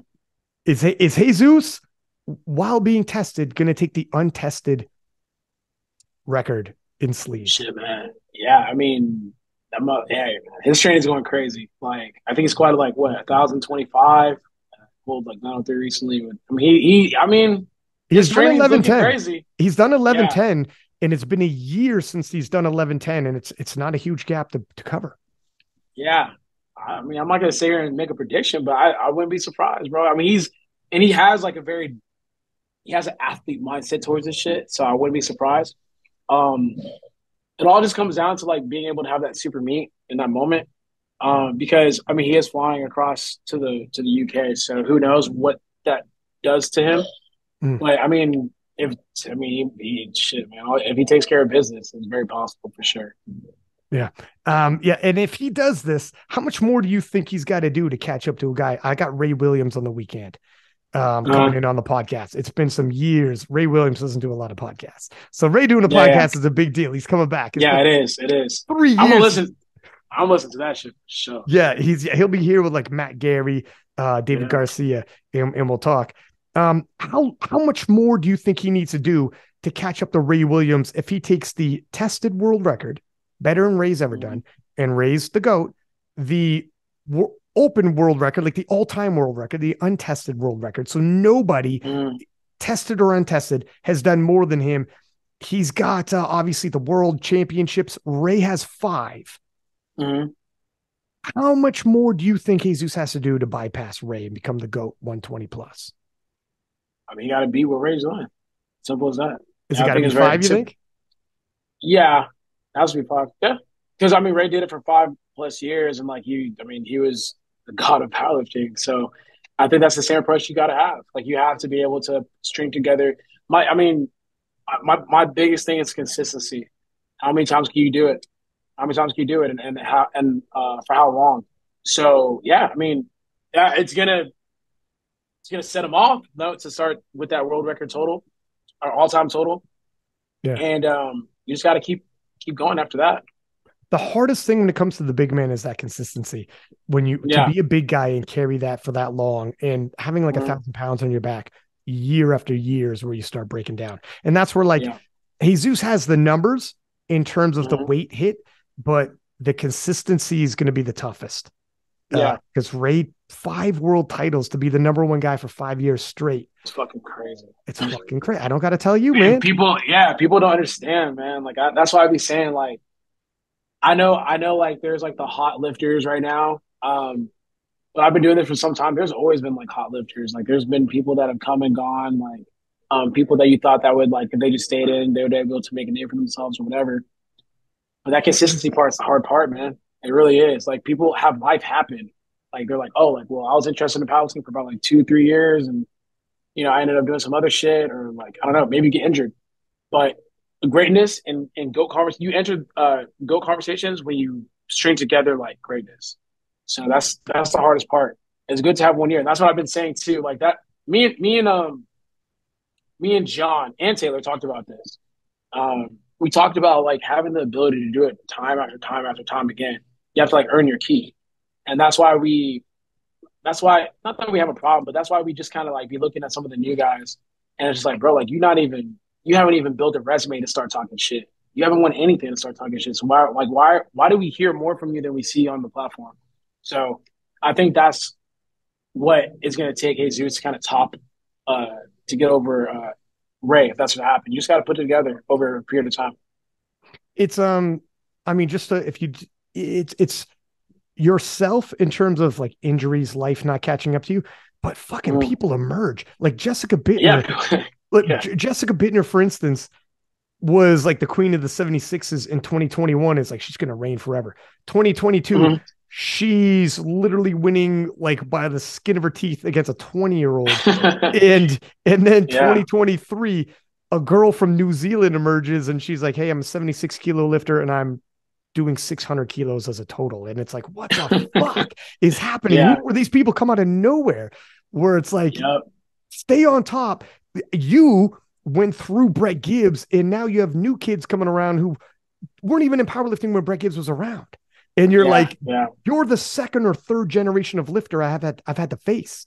And they don't realize that. They don't know that. They just know them. And you're like, you're the third generation of contenders that I've had to face since I've been on top. Yeah. This is more difficult than you think. And I've seen so many new faces. Like, I've seen so many people rotate out of the top 5 and top 10. Like, every time I go to a new primetime, I'm like, I've never seen this dude before in my life. Not any disrespect, but I'm like, God damn, I've never seen this dude. Never seen this dude. That's why I said, like, earlier, I said, like, in the other podcast, like, when I'm in the warm-up room, I see some people that look like they're just happy to be there. Like, competitors, I'm like, oh, this guy probably just finally cracked primetime, so he's just kind of happy to be here. And it's hard, man. It's hard. There's like a little baby quote. But it's like, make the shit look easy, but it's hard or some shit like, I don't know. But it's not an easy thing to come in year after year and stay healthy, fight through injuries and still compete and still stay on top. Like, it's hard as fuck, man. Hard. Like, last year could have easily been the end of it. I squatted 2 times going into my nationals. So it's just like, that could have easily been the day where, like, it got cut to only 4 in a row, you know? So it's hard, bro. And it only, like, every year you win, it only ratchets it up that you're stringing together like a legacy where some people can't wait. New people are emerging and they can't wait to take it from you. And other people like, oh my God, how much more can he go? Yeah. It's tough, is that why the movement to 90 kilos is kind of enticing to leave that? Like, if you leave the 82.5s, 83s, never having lost, like you just relinquished the title and it's kind of like starting anew. Do you think moving into the 90s, or like, how do you view yourself moving into the 90s? You're not the champ, but you're the contender now. Yeah. Does it make it all over again? Like, that's it. Like, is Pitre the new Brett Gibbs that you have to try to take? Or is it different because when you faced Brett Gibbs previously, you hadn't been the champion? Like, you're not totally starting anew, but you are the new contender. It's kind of, it's different, isn't it? You're in a new space. You're in a new space. It's a good ass question. I feel like that's something I would have to, like, think about whenever I'm there, because I'm going to take a lot of the stuff that, like, the platform isn't new to me. So, or winning now at this point, like when I moved to the 90, isn't going to be foreign to me. So it's going to take a lot of visualization. But just going back to, like, the whole 90 conversation, like what enticed me to move up. Honestly, my prep for Korea, like, I was PRing just everywhere. And I had accepted at my level and at my age, in terms of just, like, how long I've been lifting, that PRs are just extremely hard to come by, because, like, you know, I'm damn near maxing out my potential. But coming to find out, I mean, obviously I was just maxing out my potential at a particular weight. So once I added, like, another, like, 3 to 5 pounds, man, I mean, lifts were just fucking going crazy. And I was like, oh shit, like, if I just have another 3 to 5 pounds on me, you telling me I could probably squat 800? You telling me I could probably pull 800? You're telling me I could? There's a video. I think I can bench 500 pounds. There's a video. Bro, I'm telling you, trust me. I'm not capping. There's a video. Joey doesn't even know this. Sorry, Joey. There's a video of me barely missing 474 on bench. Oh, wow. And it was like 2 weeks ago. So I'm like, God damn. where is this power and strength coming from? But it's literally just an extra 3 to 5 pounds. So I'm like, bro, if I just keep training at this weight, like, where am I going to be at? Like, I only trained at 90, or I trained, like, you know, damn near 200 pounds for like a month and a half. So what if I string together like 8 months of training like this? Like, what's going to happen? So, yeah, man. I mean, but going back to, like, jumping into the 90s and having that expectation for myself, yeah, I think that's what makes training so fun right now. Like, I'm just, like, hungry, because I'm not the 90 kg champion. Like, I'm not. So that's what makes it exciting. I'm like, oh fuck, like, that guy has what I want, and, like, it's me versus him. I want that. So that's I think that's where the motivation comes from, and that level of insecurity being on the platform, almost like you're like the newcomer. You're like the underdog. I love that. So you're a contender again. You're the contender. He's defending. You haven't done that since 2019, man. Yeah, I haven't had a first time in a long time. So like that Yeah, would that's be that. That's well put. That is yeah, very well. I haven't had a first time in a long time. yeah. Like I'll never forget like my first nationals win and my first world title win. Like best feeling in the world. Best fucking feeling in the world. And then everything after that is almost like, oh, well, I'm expected to do this. Right. So with the 90s, I'm just coming in free. I'm like, I just got here. So shit. Like if I win, oh man, that feeling is gonna be crazy because it's like, damn, like I was in the 82 and a half, I was in the 83, and now like I'm in the 90s still winning. So it's gonna be a different feeling for sure. And you're also yeah, like it's the pressure you feel about the 82 and a half and just continuing on and on Uh-huh. is completely alleviated. Now that's someone else's, and now you're challenging someone else who's trying to defend. It's so Yeah, it that'll be an entirely new feeling for you that you haven't had in years, where you're yeah, no longer defending number one. yeah. What the fun thing about that is gonna be is that with this year, if I win, and how I go about that, I wanted to really widen the gap if possible, um, with the number that I put up. So it's like I could simultaneously in my head hold both belts because I still have the total record in the 82 while also potentially winning in 90. So if you look at it, it's like I have the best total for 82 and I have like the best total for 90. That's what I'm kind of striving for. I mean, like Well, everything you has did to be that in played Korea fair. though, right? You had both the best. Like you were kind of like Leah Yeah, Babla. but uh, kind of, yeah, kind of, but like not in a sense. So what I mean is like, okay, so this is what I mean actually. I want to put the total so high up this year. Granted, I win, and granted, everything works out. That even next year, it doesn't get broken. To where it's Oh, just okay, like, okay. yeah. So then I go into next year as a Oh, 90, and I win, and it's like I look back, I'm like, damn, y'all still haven't caught up to what I did last year, type thing. sorry. Now I know what you meant. Your Yeah, goal. yeah, That yeah, is so you're a year ahead of everybody, and yeah, people are now chasing your record for like years to come, or at least a year to come, and it's like yeah, that. Gotcha, yeah. gotcha. But that's that. Like, bro, meet day is completely different. I don't know, like everything is different. So like, who knows? Maybe the meet day just doesn't work out the way that I was supposed to, and the total isn't anything too crazy. Uh, then like obviously maybe like someone breaks it that following year as I compete as a 90. But that's the goal. Like that's what I would love to do. Yeah, that's kind of like I feel like that's like a safer thing to say than versus like I'm gonna put up like a specific number and then like Yeah, I but mean, yeah, exactly. yeah. But that's the goal for sure. In going up to 90 as well, no matter what happens, you'll be in a position where you know, like, I'm going to realize my full potential right now, like body wise.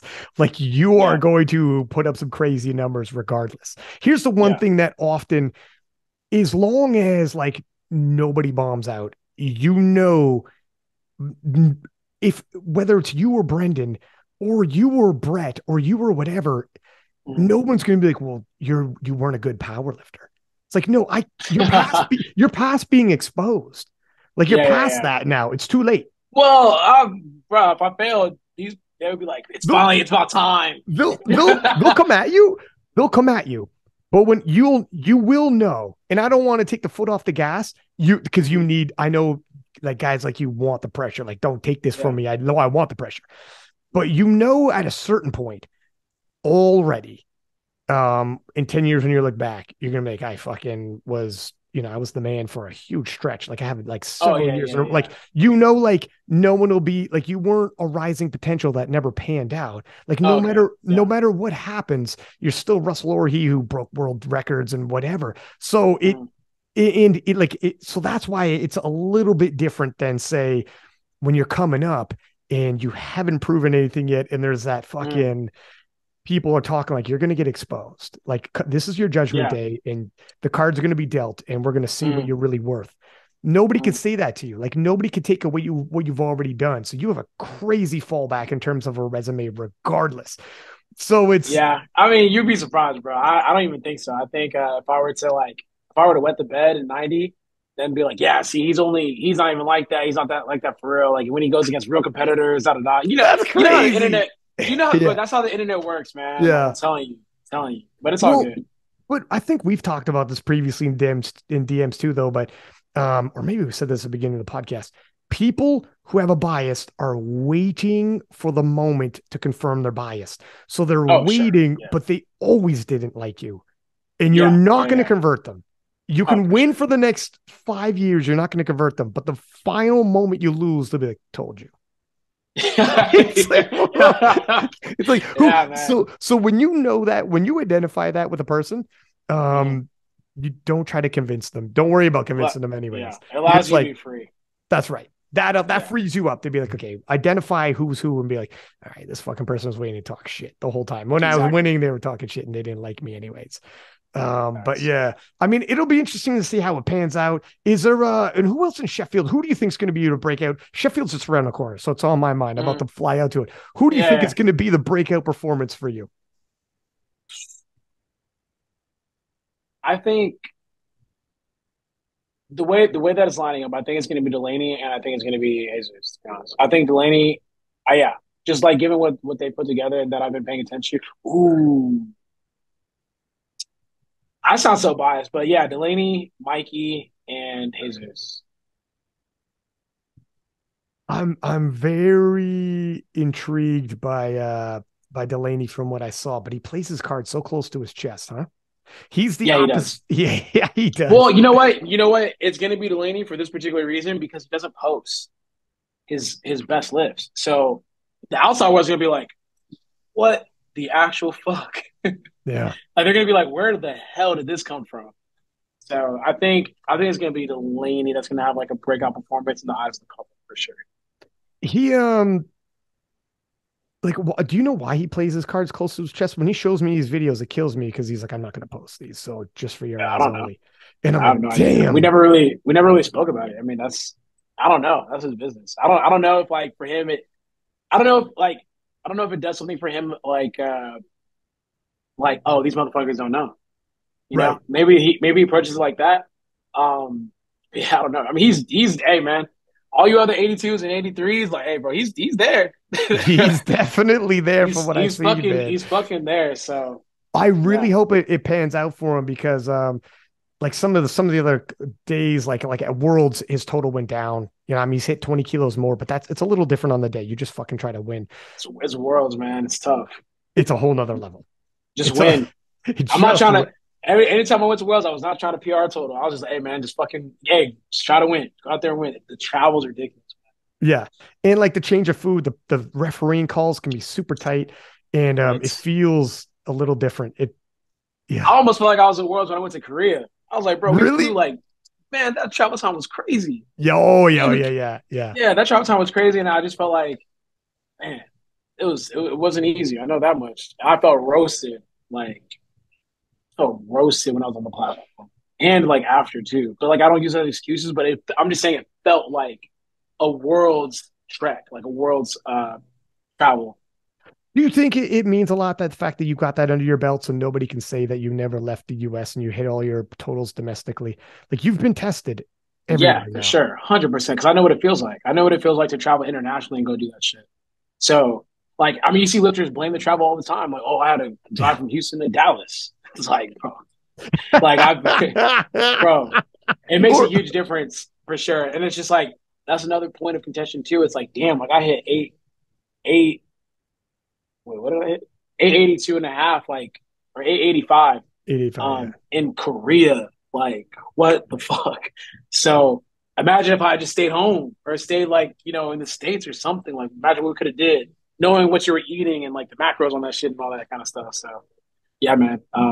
That travel ain't no joke. But yeah, you see people that talk about travel within the US because it's Yeah, like it's like it's like you don't know yet. You're gonna yeah, find oh my out. God. It's It's like the jet lag from Texas to California really kicked in. I'm like, damn, come on, bro. so yeah, don't post that. You're telling the person, please don't post that Yeah. because other people are gonna see Yeah. that travel the world all the time. Like, holy Even shit. with the team that I have here, like we'll go on team trips to like get content and work. and like we'll fly in same day. I'm going to the gym. And like they're behind me, they're like, "Bro, I'm so tired. Like my training session was shit because we flew today." Da da da. I'm just sitting there. I'm like, "Yeah." I That's was like, life. "Yeah, that's life, man. Fuck. Like, imagine having to do a full fucking powerlifting meet, like on Like this type of shit." you had the battle Brett Gibbs in Sweden. Yeah, You know what I mean? Like two. that's Like, I flew in like 2 days prior. You know, yeah. that's just the Oh card. Yeah, damn. maybe 2 to 3 days. Maybe it was 3 days. I'll probably give myself 3 days. But still, like I was competing and motherfuckers were asleep over. Like they were like when I was in Korea, we were a day ahead or behind or some shit. That's how crazy it was. The craziest is when you get in the plane, you land. The flight is like 6 hours, but somehow the time didn't move because of the time zone difference. Yeah. Or you're like, what the hell happened there? It's still noon. I left at Yeah. noon, 6 hours pass, and it's noon again. And you're Yeah. like, what the fuck happened? I left Korea like what was it, like this or I left like the Asia like what probably like December 31st or something like that, and got back December 31st with like a 19-hour travel time. It's like that's what the thing is. It's like it's like I made a joke. I'm like I'm going back in time because like that's Dude, how long the travel was. that you celebrated New Year's Eve for 3 days straight, and it wasn't a bender. It was, right? It's on the flight, man. It was on the flight. But yeah, no, I feel you. Is there anything else you think we missed out on this? Because I want to get your opinion on something. It's a recent rule change with the USAPL in terms of juniors are allowed to chip records now in the open competition. So they will be able to move up. For anyone listening, you have to move up 2.5 kilos, and that's smallest increment you can move up unless it's a record. Mm-hmm. So it's an advantage to be able to get a record because I move up just a half a kilo. You can't match me. You have to go up 2.5 kilos. So when it comes down to the top end lift, squat, bench, deadlift, the final deadlift, you have to go up 2.5 kilos. I just have to go up that half a kilo potential. Now that is all even forever, whoever can hit the records. But USAPL made a rule change where, so historically speaking in powerlifting, a junior can't hit a junior record if they're challenging in the open because nobody else can do a junior record. USAPL changed that. So juniors and masters, if the ones around, can chip and take a junior record while competing in the open. So you couldn't have done that. So if the deadlift record is 350 kilos, but the junior deadlift record is 330, they can take a chip when they're way below. So for you to take a chip in the final deadlifts, you got to do 350, 380. For the junior, they just do 330. I'll take that chip. Thank you very much. And maybe that chip plays a deciding factor come the last deadlifts. Now, this is so I'm not a big fan of this because I think it for the USAPL putting it in, they're thinking, well, I mean, if you're an old guy in there, you deserve a little advantage. If you're a young guy in there, you deserve a little advantage. But the historical, that's the way you could look at it one way. Another way you could look at it would be if you're in the open, you're battling the open and everyone's doing. That's my thing. I think yeah, if you're in the open, it should be all rules applied because that's like you're in the open. Like it should be an even playing field for that. So hopefully that doesn't rear its ugly head anytime. It could Because it's though. gonna yeah, that's what I'm saying. Like it's because like a lot of the top open lifters are juniors. It Um happens, brother. It yeah. happens. So hopefully it doesn't rear its ugly head. But I don't know, man. Like, yeah, my main concern is that a lot of the younger lifters, like 23, almost like they're borderline about to become like full open. They're the best lifters. Like they're damn near the best lifters, if not the best lifters. So it's just like that makes it a little bit kind of funky. But I'm just more of I'm a big fan of just like having a even playing field while you're on the in the throes of competition. There shouldn't be a advantage for a lifter based strictly off of age over someone that decided to compete in the open as well. Like I'm 28, I'm just open straight up. And you're telling me that a 23-year-old has an advantage over me just off his age alone. Like if it came down to like a chip or something like that. So I don't think that's fair. But you know, It, hopefully, like I said, it doesn't rear its ugly head. it's what's supposed to make it more special that the junior can win because they're battling you in the open. But you Yeah. can't. You it doesn't. you can't come into the open with like an advantage because of your age, then it's not as special if you win. If it's like, yeah, you won the open, but we gave you concessions. We handicapped people in potential situations. Not crazy, but in potential situations. Like Joey Nemani in Sheffield. Joey Nemani is the reigning world champion. She's going to battle Jad Jacob. Jad Jacob is a junior. Mm-hmm. So Jad Jacob has, the IPF's not doing this, but she would have chips in play that Joey wouldn't, and would be like, it's gonna. They're both they're literally their best totals is 495 and 495.5. That extra chip could this shit could happen. This is Sheffield. Can you imagine Sheffield gets balanced out on something like that? It'd be crazy. People would be like, Joey would be like, well, I kind of would like to have just lost you because you're better, not because you're younger type deal. I don't know. Yeah, which is that's such a weird thing to say, like in a sport. It's like, it's like, like in football, like it counts an extra 2 yards because he's 23.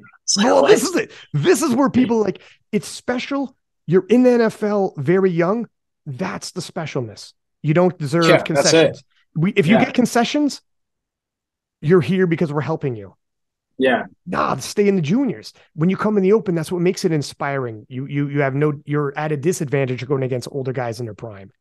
Mm-hmm. That's what makes David Rick so special. I mean, he's old and he's still, that sounds crazy. He's an older gentleman. Still competing with the young guys. Yeah, I don't want. That sounded worse somehow. That sounded worse somehow. Really, he's older. I mean, he's experienced. He's more experienced. Yeah, he's more experienced. Man, I want no smoke with Dave Rick, man. Can you imagine Superman's going to launch a fucking video on you, dude? Oh, the king of, he's going to take, he takes King of the List podcast clips and he's like, man, I want to address what this young man said about me. Please, man. I don't want no smoke. You'd be like, not you, David. Yeah, I respect him a lot. I don't want that statement. But so yeah, I just, it's like saying like Tom Brady, like, oh, like you get extra 2 yards because you're 45 years old and like you're a master quarterback. It's like, what are you talking about? Right. You're out there because, I mean, like you said, you being out there is what makes it special. You shouldn't have like a competitive advantage strictly off your age. It makes less like in a rule book format. Your advantage comes from experience. You're like, no, I know what to do in the situation, but there shouldn't be like a tangible rule that says right here, like, oh no, this guy has an advantage. He's older. Like, no, we can't. They don't realize it because when that guy is winning titles at 45, people who are in the general public, if they find out, but they actually changed after 40, they lessen the rules for you. It's like against the young guys, nothing big, nothing big, but and they have to explain. It's like, don't do that. It actually it fucks it up a little bit. I don't think they realize that. They might take away it in the future if people push back. I think there was pushback in the comments. Maybe it's for sure. Yeah, there's a lot of pushback. I saw the comments. I was like, I was reading the rule. I was like, I'm not reading this right. Like, this can't be the rule that I'm reading. And I was looking at the comments just to confirm. I was like, okay, this was reading it correctly. At least it's a scenario that won't pop up very often, but it could. That's what I'm hoping. When it finally does, if it's for a major title, people might have a different taste in their mouth about it. How about the IPF bench rule? How do you think it's rolled out? Like lately, it hasn't been as controversial. I haven't seen anybody bomb out. I'm not saying nobody has worldwide, globally, but I don't know. Well, what's your impression so far? I mean, I don't think that was a rule to implement, really. But that's like when we talked about it, it makes it so hard because like, what do you do? But I don't think that really does much, does it? I mean, from my impression, like a lot of the, like I knew there was a couple of women I was going to keep my eye on. They're still benching big numbers. There's a couple people like we'll see that some of the benches came down, like Meg Scanlon's bench came down. She's adjusting, but there's other people like their numbers are still crazy. Like you look like Natalie Richards, who's a 125-pound woman, and she crossed over the 500 kilo mark in the 57s. Like it's not slowing some of these women down. And in terms of the men's, I don't know too many aggressive benchers. Like Eddie Berglund still has a big bench, but his bench came down. But it wasn't like this.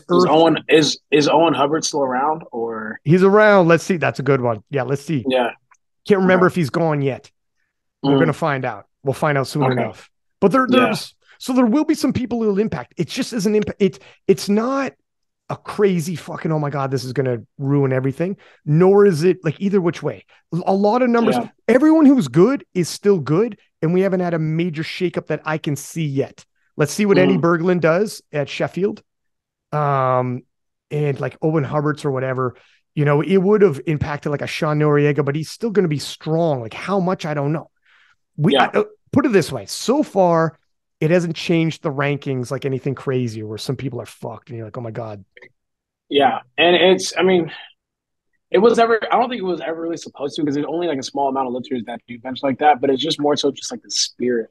Like that's not like the spirit of a bench press. You know what I'm saying? Like that's not like that you would stay the bench press. You know what I mean? So like I said, I wish that they, not that I wish, but I would love to see them implement that in the USAPL, because there's a lot of lifters actually that do bench like that. Like a lot of the smaller females, and then like some of the guys do bench like that. So I'd like to see how it would, because I haven't seen it in the IPF, but just like in the USAPL, I'd like to see what that would look like if they were to enforce that rule. Or some rule else that would be, who knows? There's a lot of different ways you could approach it. We'll see. Yeah. People are going to keep watching and seeing. Like initially when it came in, everybody was like, this is the dumbest idea ever. Dumbest shit, yeah. And then now that some time has passed, it isn't like, it's not like when you watch powerlifting, it still looks like powerlifting. And it wasn't like this crazy impact that people thought you're going to fuck everything up and everything's like literally nobody bombed out at PA Nats. Like I called every single session. And there wasn't like this big whatever. And ladies like Jessica Espinal, 47 kilos, smaller lady, still totaling over 400 kilos. And it's going to be like, it wasn't this major, like it's going to crush some of these women. Strong is strong. It took a while to adjust, but she did well. So we'll see, man. I don't know. Only time will tell, but I'm glad I'm glad it wasn't a huge holy shit moment. And I think maybe they said this should only a few people at the top end with the aggressive arches it's going to affect. Looks like that's the case, you know, so I don't know. Yeah. There's always we'll see it. Yeah. The more things change, man. Every year things change. There's always going to be something that people are going to complain about, like some type of rule change or whatever. So there's always going to be something. Listen, man, I appreciate you coming on the podcast. We crushed 2 hours and fuck. Yeah, we always jump on and do like a long ass podcast. Dude, we jump on quick too. Yeah. It's always like last time I was like, you good? What day's good for you? You're like, I'm not, how's today? And I'm like, oh, let's do it. It's same thing. Like it's difficult. I couldn't get a co-host as quick, but I'm like, let's rock and roll as quick as possible. No, but dude, I appreciate it. I appreciate you coming on and sure. Keep in touch, man. We'll be in the DMs. And let me know how everything goes. And freaking Sheffield's rolling around, and you got tons of people, tons of Americans, people on the same. I might actually be in the UK around that time too. I got like dude, stop. Are you serious? Possibly. If you were in Sheffield, if you come, fucking, you gotta let me know ahead of time for sure. No, for sure. I'm gonna let you know. I might see if I hang around or something like that. Or no, I might go like a little bit earlier for sure. So I'll let you know. It would be absolutely bonkers, but because you hear stories like John Hack is going and everything, like not to compete, but just hang out. Like a bunch of people. Is he allowed to? I don't know how does that work. Yeah, anyone can show up. Go. He just can't. Yeah, okay. Yeah, like he couldn't coach anyone or something like that. But yeah, like John Hack, Hafthor Bjornsson, like the mountain, and like like I don't know who's going to show up, but there's stories of possible. Whoever rumors. There's rumors Russel Orhii might be there, for God's sake. Now we'll see. But my dude, thank you for coming on. Yes, sir. For listeners listening, or sorry, do you want to give a shout out or anything before we let you go? Man, just shout out to Joey. Man, like I feel like he's someone that's contributed to the powerlifting community so much. So to see my friend and coach and mentor take such like a public hit like that, it sucks because he's one of the people that are super passionate about powerlifting, and I feel like he's added a lot to the game. So I just wanted to shout him out. Like, we've been together since 2017. I don't think I'd become like the man lifter or individual that I am today without his guidance and his help and his coaching. So I just wanted to shout him out. That's pretty much it. Fair enough, my man. Yeah, I mean, I've known Joey for a long ass time now. When I first started King Lifts, he was like one of the first people I ever had on the show. It was him and John Hack, actually. And Yeah, yeah, he'll be back. I mean, I'll bring him on the podcast and whatnot. And we'll shoot the shit. yeah. I'll see him in Sheffield, that's for sure. Oh, I'll for definitely sure. see him in Sheffield though. So, anyways, thank you for coming on the podcast. Everyone listening, please do subscribe. As per usual, give us high ratings. And until next time, 6 up and we are out.